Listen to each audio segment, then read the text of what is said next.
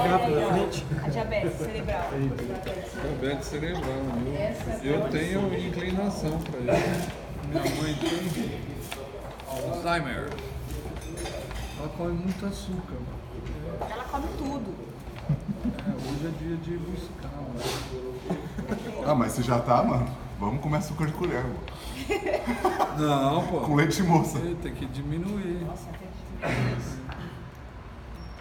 Vamos começar o capítulo 3 de 1 João. Beleza?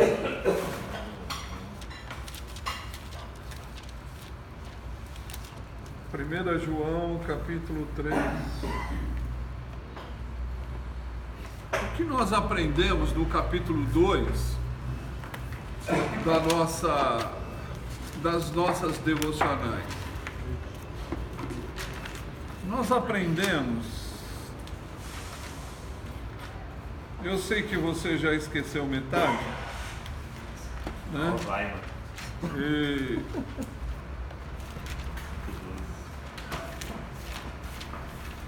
Mas a questão da preocupação do apóstolo em relação à comunidade aonde ele está inserido, né? Então essa é a primeira coisa que nós aprendemos. Por quê? Porque ele chama a todos de filhinhos, e filhinhos é uma frase, é uma palavra que demonstra o cuidado. Então ele, por ele ser apóstolo, ele reconhece que precisa cuidar dos membros da comunidade como filhos, que ainda precisam de orientação, que ainda precisam de cuidado, que ainda precisam de direção. Por isso que o apóstolo chama a comunidade ao qual ele está escrevendo de filhinhos. Então, essa é a primeira coisa que nós aprendemos, né?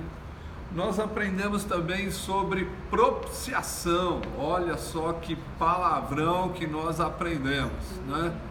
Então, você poderia mandar uma pessoa para propiciação, né? Vai para propiciação, mas propiciação é o lugar do encobrimento do pecado.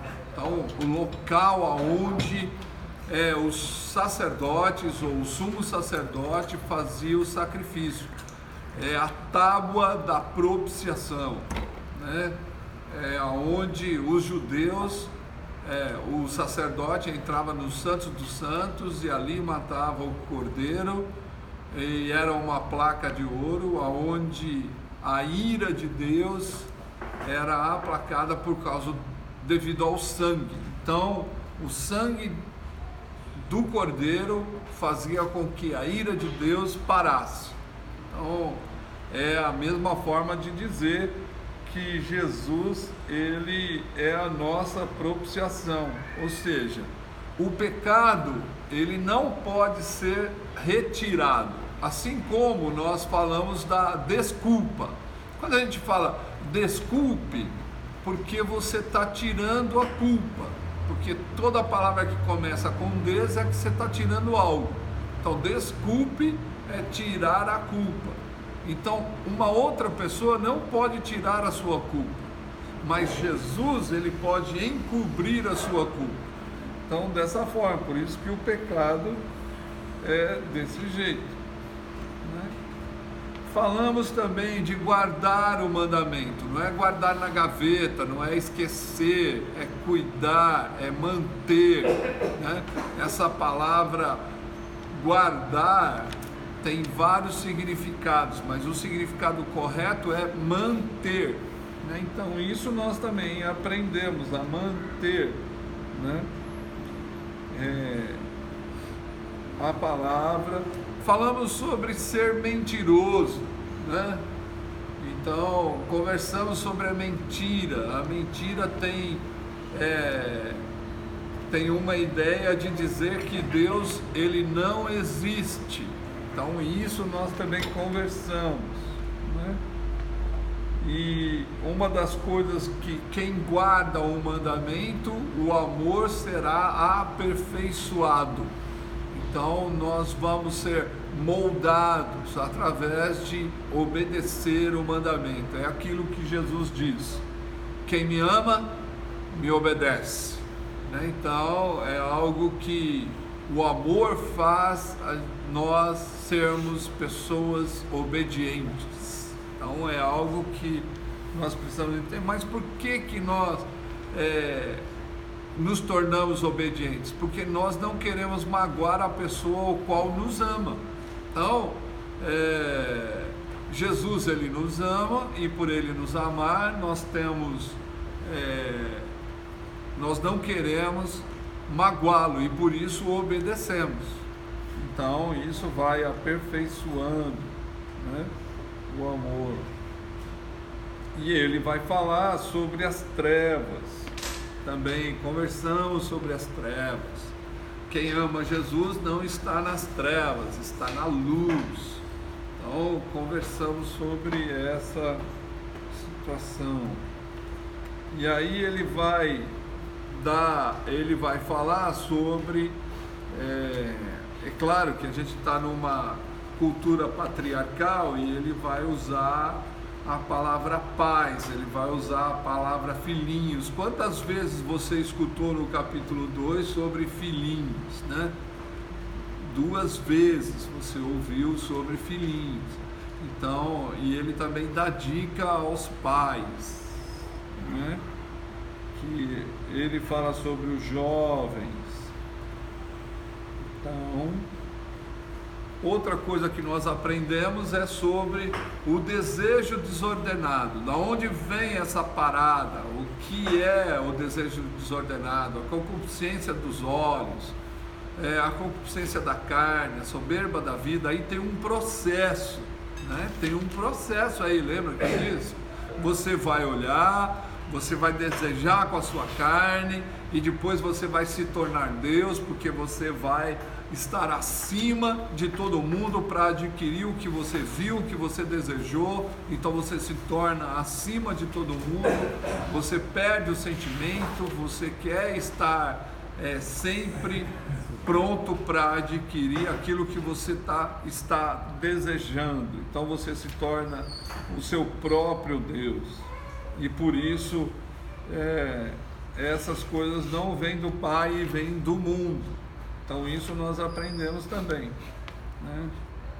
Nós aprendemos também que o anticristo, ele não vai sair de um outro lugar a não ser da comunidade cristã, a não ser da comunidade que professa o evangelho, que diz que essa pessoa, ela vai sair do meio daqueles que confessam Jesus como Senhor. Por isso que João vai dizer também que muitos poderão ser enganados por ele, porque ele sabe da verdade e da palavra de Deus. Então, isso nós conversamos também aqui no capítulo 2, né? Tá joia? Então, e para João, o anticristo não é só aquele que virá no último dia como sinal que ele que está chegando a hora de Jesus. Não, o anticristo é todos aqueles que são ante a pessoa de Jesus, que tomam decisões e que tomam e que tem um perfil de desobediência, de soberba, de fazer as coisas pelo próprio desejo, apesar de querer estar no meio dos cristãos. Tipo assim, né, Paulo? Jesus fala assim, mas eu penso assim. Isso, Não, Jesus fala isso, mas eu não quero seguir essa parada não, né? E aí é lógico que ele vai falar. Nós conversamos também sobre negar o Cristo. Então isso é uma atitude do anticristo, negar o Cristo, né? Certo? E nós falamos sobre você conhecer desde o princípio. Não é o princípio que você nasceu, nem o princípio que Deus te criou, mas é quando você tem um encontro com Jesus. Então isso você também ficou sabendo, né? Então Falamos sobre a unção que nos dá discernimento ontem, né? Então, quem tem o Filho, quem anda com Jesus, ele vai discernindo, ele vai separando o certo do errado, e ele vai assimilando o que é certo e o que é errado. E nós falamos também sobre a prática da justiça. Se Jesus ele é justo, nós temos que ter práticas de justiça. Então, nós terminamos o capítulo 2, falamos sobre prática de justiça. Então, essa é a situação que nos encontramos. Quando nós falamos sobre prática de justiça, é claro que a justiça está muito ligada à vida, ou a dar vida ao outro, a sair de você e se preocupar com o outro. Mas se nós pensarmos nisso, nós vamos perceber que toda e qualquer atitude que temos, nós estamos ou tirando a vida de alguém, ou dando vida a alguém, né? Então todas as nossas ações vão ter reflexos para os outros, dentro da comunidade. Lembra que eu disse no começo, João está dizendo para uma comunidade, para uma igreja. Ele não está falando para alguém que não seja do corpo de Jesus. Então, se está todo mundo fazendo algo e eu estou parado, eu estou agindo injustamente. Por quê? Porque se eu ajudasse, as pessoas fariam menos. Isso é justiça. Porque se nós dividirmos tudo o que temos que fazer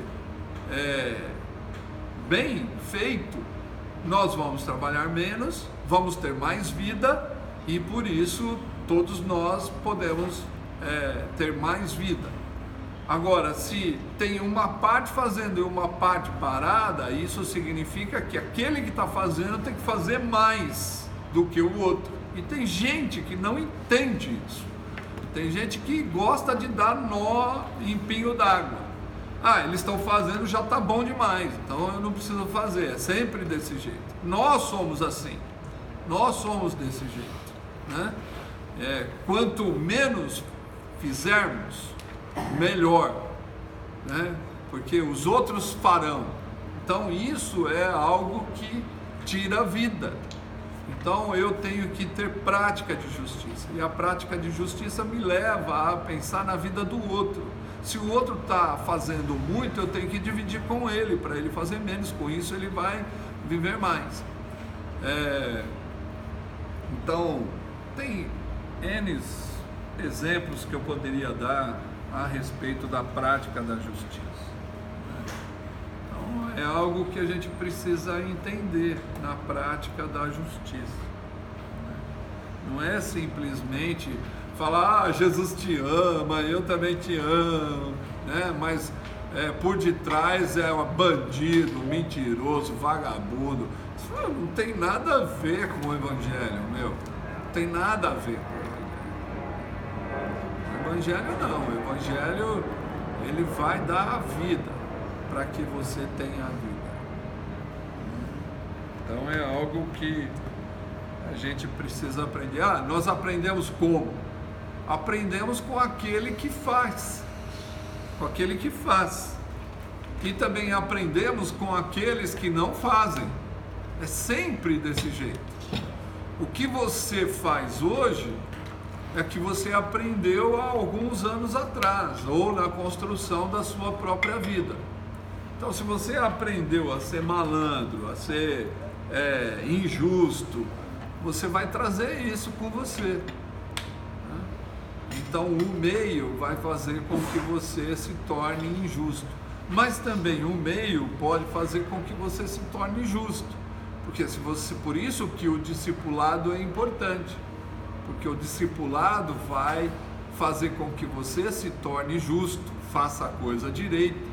Porque a Bíblia ainda mesmo diz que tudo que fazemos, temos que fazer para o Senhor. E isso é uma forma difícil de lidar, né? Isso é uma forma difícil de lidar, porque tudo que faremos para o Senhor. E muitas vezes nós achamos que o Senhor está nos olhos de outras pessoas, né? Porque eu só faço quando alguém está olhando. Quando alguém não está olhando, eu não faço absolutamente nada, eu dou o H, né? Então isso é injustiça. Agora, aquele que entendeu o Evangelho, que sabe que Jesus, que nós temos que fazer como se fosse para o Senhor, ninguém precisa ficar de olho porque eu vou fazer e vou fazer para o Senhor, né? Então tudo que eu faço, eu quero fazer bem feito. Ah, mas você vai falhar. Claro, eu sou humano, sou gente erra, né? Tem gente que tem mais paciência com o erro dos outros do que outras pessoas. Tem gente que tem menos paciência do que os outros. Mas o que precisa acontecer? Precisa acontecer um ato pedagógico de ensinar a pessoa a fazer da forma certa. Então, o discipulado serve para isso, a prática da justiça, né? Então, quem é discípulo de Jesus vai ensinar a fazer certo as coisas e não errado. Então, esse é o resuminho do capítulo 2 para você. Tá bom? Para você relembrar, porque eu sei que você lembrava de tudo que foi dito aqui, né? Então eu só estou passando o pano, né? Porque você já lembrava de tudo, tá certo? Beleza. Então nós vamos para o capítulo 3, o verso 1, que diz assim: Vede que grande amor nos tem concedido o Pai, que fôssemos chamados filhos de Deus, e nós o somos. Por isso o mundo não nos conhece, porque não conheceu a Ele. A maior forma, ou a melhor forma de nós sabermos se uma pessoa nos ama é quando ela nos adota. Isso é a forma de reconhecer o amor que a pessoa tem por nós, quando ela nos adota. E isso é o que João está dizendo. João está deixando muito claro que o amor de Deus que Ele tem nos concedido, porque Ele nos chamou de filho dele. Isso significa que tem uma conotação chamar de filho nessa época. Nessa época, chamar de filho é adotar. Então, por que Deus nos adotou? Qual é o motivo? O que acontece quando uma pessoa adota a outra? Cuidado. Oi? Cuidado com nós. Isso. Então, o primeiro motivo é porque eu amei. E por isso, por amar, eu quero que a pessoa faça parte da minha vida completa. E por isso adoto. Então, o primeiro motivo é porque eu amei. Então, partiu de onde? Quem foi a pessoa que tomou a iniciativa? Foi Deus. Então, a adoção nunca parte daquele que está sendo adotado, a adoção parte daquele que teve a iniciativa, a pessoa que quis adotar. Então, Deus nos amou porque Ele tomou a iniciativa de nos amar. Ele decidiu amar.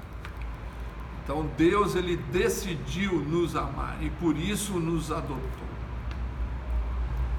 E a adoção depende, é claro, da adoção que você teve, né? Depende de várias situações, mas a palavra adoção significa mudança, transformação de vida. Então a adoção vai mudar a história. É lógico que dentro da sociedade, quem adota também é transformado pela adoção e pela pessoa que foi adotada. Então existe uma transformação de ambas as partes. O significado de adoção é transformação. A adoção é devido ao amor, mas o que acontece na adoção? É uma transformação. Porque você teria uma história e quando alguém adota você, você muda a sua história. É o que aconteceu com você, que Jesus o encontrou, que Jesus a encontrou. Jesus mudou a sua história. Por quê? Porque você foi adotado por Ele. Então, Jesus muda a nossa história. Eu posso falar porque eu tenho experiência de 2 adoções. E assim, eu fui mudado pelas adoções que tive, né? E as pessoas que eu adotei também tiveram mudanças, mudanças maravilhosas, né? Então, a transformação, a adoção faz com que eu saia das trevas para a luz, porque é isso que Jesus fez conosco. Nós saímos das trevas para viver na luz. Então, quando nós fomos adotados, nós não tínhamos direção, nós não tínhamos condições de viver, nós estávamos perdidos, nós estávamos errados e Deus nos amou. E por Ele nos amar, Ele nos tirou das trevas e nos trouxe para a luz. A adoção também é assim. E é claro, eu acho que é um fator divino adotar, e eu acho que as pessoas deveriam de adotar, né? Dá muito trabalho, é verdade, dá muito trabalho. Mas quando você vê o que aconteceu, ou o que aconteceu no decorrer da história dessa adoção, você chega no final, vai dizer, valeu a pena, né? Valeu a pena adotar. Quem adota também sai das trevas. O humano sim, Humano. né? A sociedade... O pai que adota e o filho. O pai que adota pode ser, mas o pai que adota é porque ele já está na luz, né? Tá na luz. Ele só está tirando alguém que está nas trevas. Então, a gente nota que a adoção é algo divino. Por isso que Paulo vai escrever que ele nos adotou. Porque ele transformou a nossa vida. E assim, outra coisa que acontece é que a pessoa que foi adotada, ela começa a ter as qualidades que a pessoa que adotou tem. Então, o que ele está dizendo? Que quando Deus nos adotou, nós passamos a ter as mesmas qualidades que Ele tem. E qual é a qualidade que Deus tem? Qual é o adjetivo? Qual é o atributo que Deus tem? O amor. Deus é amor. A essência da pessoa passa para outra. Então a adoção tem essa qualidade também, né? Tem esse rumo, essa direção de quando eu adoto, aquelas qualidades que tenho, eu vou ver na pessoa. Não, mas Deus só vê as qualidades boas. As pessoas que andam com Jesus só têm qualidades boas. Não é verdade, porque ela ainda está no mundo. Eu vejo qualidades nas minhas filhas, tanto qualidades boas como qualidades ruins que são minhas, né? Muito claro. Então, nós também transmitimos aquilo que temos para o outro. Isso é adoção. E é claro que nesse termo, em relação a uma comunidade, nós temos que querer ser adotados. Porque se nós não queremos, nós nunca seremos. Então nós precisamos ser adotados.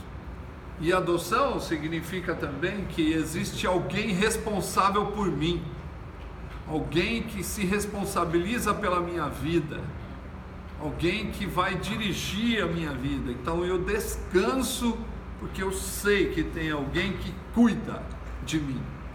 Então aquele que foi adotado precisa descansar nos braços daquele que o adotou, né? E é uma das coisas que muitas vezes nós não temos condições nenhuma de fazer porque não queremos.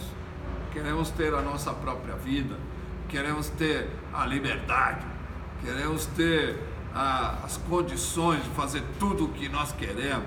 Oh, já esqueceu que tem um Deus.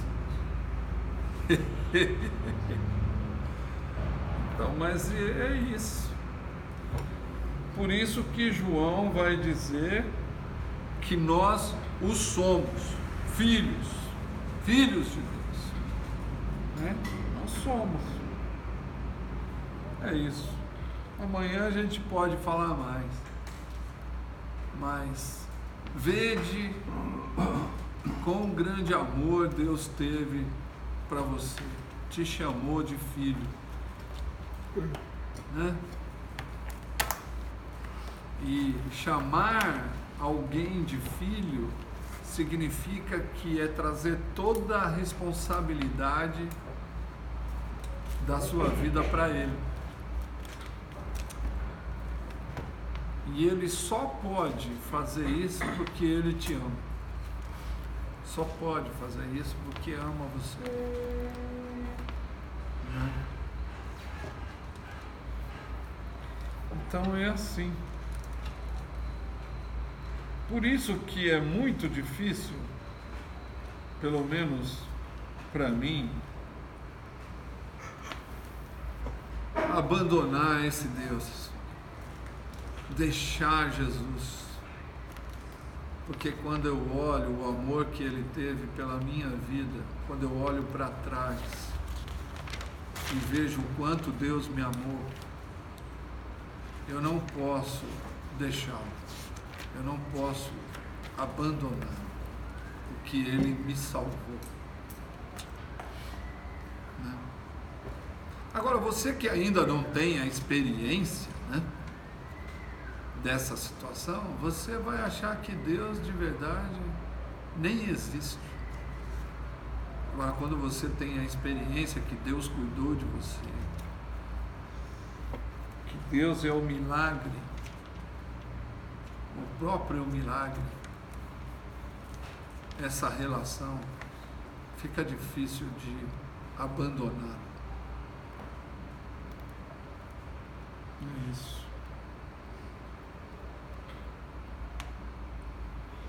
Alguém quer falar alguma coisa? Aqui em casa é bem claro que tem pessoas que querem ser adotadas e tem pessoas que, posso dizer que não querem ser adotadas, mas que têm a dificuldade em deixar que os erros que ela tem e as correções que ela está sendo corrigida atrapalham até o crescimento, porque ela não quer ser corrigida, né? E isso é uma forma de não mostrar o amor, né? Aquilo que você falou, quando a gente ama, a gente obedece, né? Isso. E aí é muito claro isso aqui em casa mesmo, né? E eu tô nesse patamar para aprender a cada vez mais obedecer e a fazer a vontade de Deus mesmo, né? Porque não é fácil ser obediente, não é fácil abaixar a cabeça quando você é corrigido, porque nossa vontade é de resmungar, reclamar, brigar com o outro, porque o outro está olhando para mim e me ajudando, na verdade, né? pessoas não têm essa consciência. A gente está sendo auxiliados, estamos sendo ajudados para se tornar uma pessoa mais parecida com Cristo. É verdade. Isso é uma dificuldade que a gente tem aqui na casa. Nós vamos ser moldados, né? Mas ser moldado também é receber as qualidades que Deus quer que tenhamos. E não são qualidades más, né? São qualidades boas. Todos nós temos, de alguma forma, qualidades negativas e positivas. Mas o que tem que sobressair em nossa vida são as qualidades positivas, né? E a vida em comunidade tem que nos ensinar tudo o que necessitamos para viver uma vida boa, né? Tá bom? Permita-se ser adotado, né? Permita-se ser adotado. Vale a pena. Tem um lance na adoção, né, Paulo? Que assim, nunca adotei ninguém, mas eu fico olhando, tipo, eu já vi filhos assim, outros pais tal, que foram adotados e eles eram revoltados por causa disso, né? Meu pai me abandonou, isso aqui, eu sou revoltado. Mas não enxergava pelo lado de, mas alguém me adotou, né? Alguém me quis, mano. Então eu sou um privilegiado, cara. Porque eu poderia estar no orfanato, poderia estar na rua, mas alguém me adotou. E esse lance com Deus é a mesma coisa, né? Tipo, a pessoa... Mano, Deus me quer, mano. Deus me quis. Tô aqui, Basta somente o que você quer pra minha vida, né, Senhor? É assim, papai, que eu tenho que fazer? Eu vou fazer, né? A gente, banco revoltado e... Não, vou fazer. Sou anticristo. É melhor, né? Sou anti-adoção. Eu tive uma experiência numa igreja que eu nunca mais voltei nessa igreja.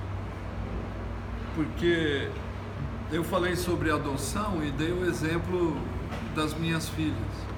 Porque era o tema da pregação.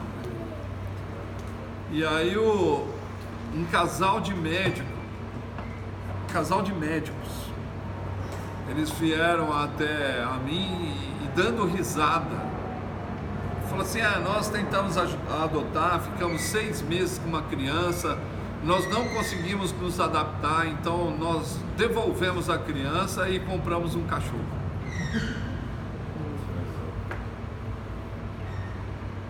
E aí eles dando risada, olhando para mim, aí minha fisionomia já mudou na hora. Ricos, né? Porque eles estavam num ambiente de milionários lá. Eu falei, por isso que a sociedade está assim. Enquanto você ama cachorro, você deixa as crianças do lado de fora e não consegue amar a primazia da criação, que é semelhante. A pessoa, o ser humano. A comparação da pessoa. Vocês são... Mas Mas depois que eu terminei de pregar... Debochando, né? Depois que eu terminei de pregar, eles queriam... Não, o que eles queriam era a validação do que eles fizeram. Eu falei, eu não dependo de vocês. Eu não preciso de vocês. E para mim vocês não deveriam nem ser médicos. Não deveriam ser nem médicos. Porque isso não se faz, né? A criança foi abandonada 2 vezes. Então, o que será dessa pessoa? Né? Então, depois eu nunca mais voltei nessa igreja. Mas estou um pouco cagando também. Porque o cachorrinho é mais fácil, né, do que ser adestrado, ele ficar ali quietinho, não dá trabalho, não chora. Mas... Então a pessoa não quer ter o compromisso de cuidar do outro, né? O cachorro você põe na comida, come, fica lá, você sai, fica sozinho. É cômodo, né, para alguns. Eduardo Dussek cantava uma música quase 40 anos atrás, que ele é profeta, né? Um profeta secular, né? Ele cantava, troque seu cachorro por uma criança pobre. Eduardo Dussek, né? Então, eu acho que a gente precisa ter essas atitudes, né? Dengo, rodou, hein? Rodolfo. Então, se eu sei que Deus, eu fui adotado pelo Pai. Sem e Ele, de um amor tão grande, Ele é a referência na minha vida de amor. Sim. Por mais que eu me enche do amor dele, eu acabo transbordando o amor dele para outras pessoas também, né? Sem dúvida. Isso é uma cascata. Sem dúvida. Quem ama não vai permitir que o outro sofra em todas as situações. Ele vai querer evitar qualquer sofrimento. Vai proteger, né? Porque a Bíblia mesmo diz que Deus é como uma galinha, né? Que guarda seus pintainhos debaixo das suas asas. É assim a pessoa que ama.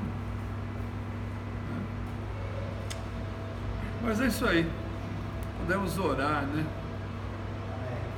E que você tenha expressões de amor com o outro, né?